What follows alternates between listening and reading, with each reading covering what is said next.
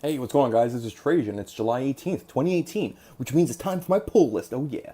And we have 6 DC, 4 Marvel. It would have been 5 Marvel, but my store didn't have Star Wars number 51. If you remember, I reviewed Star Wars number 50 last week or 2 weeks ago. I really liked it, and I was like, yeah, I'm ready. I'm ready to jump on the Star Wars train. Let's do it. But yeah, otherwise, let's get it on. So, first Justice League number 4, Scott Snyder. I like Justice League. It's good. It's good. That's about all I can say. Scott Snyder's hyping it up a lot more than I think it's worth. But it's definitely good. It's much better than Hitch's run. I would put it on the level, maybe a little below Priest's run. I really like Priest's last couple of story arcs for Justice League. But yeah, it's fun. It's good. I love this cover by Jim Lee. He actually cared about this, unlike Action Comics 1000. We got Damage. I love Damage. It's stupid. It's $2.99. Give me a break. It's got beautiful art.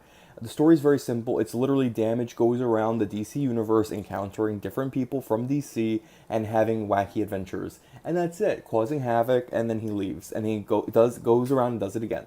That's it. That's all it's going to be. I think this might go either 12 or 16 issues. There's no way it goes past 16 issues. But yeah, I like it a lot. It's really cool. I'm not buying. If you notice, I'm not buying Immortal Hulk because fuck Al Ewing. Anyway, new challengers. Scott Snyder. It's fine. It's fine. It's not blowing me away. It's fine for $2.99. You can do much worse. I think this is gonna be one of those books that you're gonna put in your short box, and then occasionally you're gonna go back and you're gonna see it, and you're gonna be like, you know what, man, maybe I'll reread that. And one day you're gonna reread it, and you're gonna think to yourself, that was good, and then you're gonna put it back and forget. It's one of those, you know what I mean? So it's fine. Green Lanterns, number 51. This is going to be the new Green Lantern book. This is the main book for Green Lantern Corps. Hal Jordan, the Green Lantern Corps, is going away. They're folding them all into this. There's a rumor that Scott Baez. Wow. There's a rumor that Simon Baez is going to be a Blue Lantern. We'll see. I'm actually I actually don't not like that idea. I think that's a good idea. He's a really good character, and I think he would be really good as a Blue Lantern. Really helps his evolution of who he is. And it's written by Jurgens. Jurgens is great. Fuck that they took him off of the Superman book that he was doing. I forgot if it was Action or Superman. I think Jurgens was doing Superman. Jurgens is a really good writer. I really like him a lot. I'm happy that he's the main Green Lantern guy right now. Let's go on with it. Let's go with it. Let's do it, guys. There was a variant cover. I didn't like it as much as I liked this one because I like the composition of this one. Cruz does look very fucking strange. It's like he had a male model, and so he did it and then tried to like skinny her up and work the proportions and fucked up doing it. Whatever.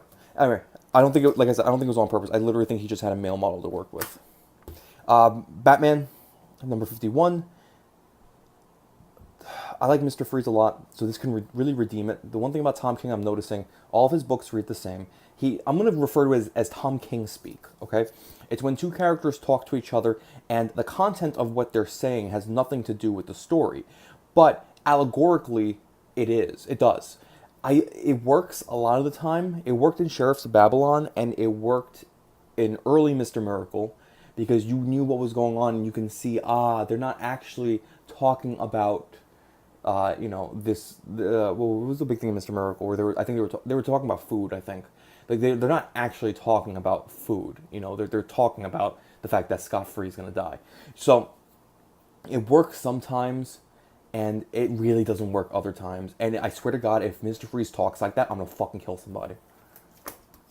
Not really, but I'm gonna flip out. The Brave and the Bold, This is the 6th issue, the last issue. Lee Sharp. This miniseries is fucking amazing. Here's the thing. It really doesn't work well if you read one issue, then wait a month and read the second issue, then wait a month. You gotta sit with it. Okay, it's very dense because Lee Sharp did a lot of research into Celtic mythology. Nobody knows shit about Celtic mythology, don't lie. And He's explaining a lot of things to you, so it's very dense. You have to actually, you can't just like thumb through it like you can with Damage. Damage, you can just like, you can be watching TV and read it at the same time, and you know it's fine. This you cannot. You need to sit with it. You need to absorb it. All right, you got to take your time with it. It's so good though. It's one of the best minis since White Knight, definitely. But it's really good. I love this one. So yeah, look at that cover too. I like this trend of artists writing their own shit. I think it's good because you can really tell they care. They really care about their work. So we go to Marvel. They didn't have Star Wars number 51. I total impulse bought this. I didn't realize who was on it. If you want to focus in Wendig, had I known that, I probably wouldn't have impulse bought it, to be honest. But Darth Vader, the Darth Vader annual number 2, they don't really fuck up Darth Vader. Marvel's done a really good job with him. They always make him cool. I liked Star Wars number 50 specifically because Darth Vader was like the coolest motherfucker out there, and like whenever he was there, was awesome stuff just happened. So I'm hoping the same thing happens with this annual. Charles Soule has actually done quite a good job on Darth Vader. I'm actually really surprised. So yeah, I'm looking forward to reading the annual. It can't be bad, right? It could be, but I hope it's not. Avengers number 5. This is Legacy issue 695. Yeah, 695 or 595. 695. Sorry. Anyway, so obviously issue 700 is gonna be a fucking big deal for no fucking reason. But I like I said, I've liked Avengers better than Justice League currently. Not by much, but I like it better. Jason Aaron's doing a fine job. It's not blow away like I thought it was, like I was hoping it was going to be, but he's kind of working with the team dynamics. I like this new team. I like actually Lady Hulk on the team. I think it's fine. I like Black Panther, and I like the Black Panther. Jesus Christ, what the fuck is his name? Doctor Strange tandem they got going on. I think it's really cool. I like the fact that Robbie's kind of the odd guy out, and like he's kind of like, you know, oh, I don't really belong with you guys. You know, I really like all that. I'm a huge Robbie Reyes fan, so whatever. So I love this. I love this art, but I like it. It's cool. I can dig it. Let's keep going with it. Old Man Hawkeye. I keep doing videos on Old Man Hawkeye, and literally nobody gives a shit. Nobody cares about Old Man Hawkeye. Nobody's talking about this book. Whenever I bring it up, everybody's like, "What? Oh, you mean Old Man Logan? No, Old Man Hawkeye. What the fuck are you talking about?" Nobody cares, which sucks because it's actually really good. It's really good. It reminds me a lot of just like classic, and the guy who's writing it, Ethan Sachs. He's a New York Times writer. And he's a massive liberal, but he's doing a good job. He's doing a really good job on this. He definitely knows how to write fiction, and he definitely knows how to tell a compelling story, which is awesome. This issue, we're gonna find out what happened with in the past. Old Man Hawkeye, it's his team. The Thunderbolts killed it. Basically, like turned on him and his squad. And so he's going down and he's hunting down the rest of the Thunderbolts. So we're going to find out what happened. And I have a feeling we're going to find out that Clinton Barton caused this inadvertently or advertently on his team, which is going to suck. But I'm very much looking forward to this issue. This issue is going to be great. And then Spectacular Spider-Man, we're on the Chip Zdarsky train, number 307. Even though Chip Zdarsky wants to claim that he's not our guy, he is totally our guy. I'm not buying Nick Spencer Spider-Man. I just do not give a shit. I'm just going to roll with this one. I think this one's fine. I like Spider-Man a lot.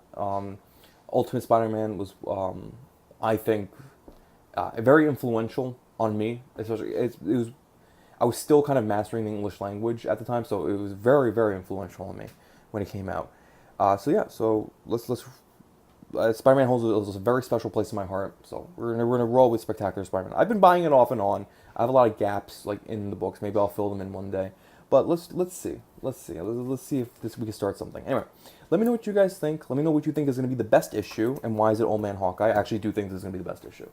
I have really high hopes for this issue.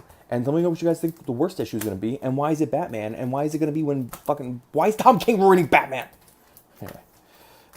Well, what is going to be the worst issue? It's a good week. Batman, probably. It could be Darth Vader, to be honest. It could really be Darth Vader. Anyway, I'm not going to extend the video any longer. Let me know what you guys think. Like, share, and subscribe. And you can follow me at Trajan Channel on Twitter. Catch you guys later. Look how beautiful she is.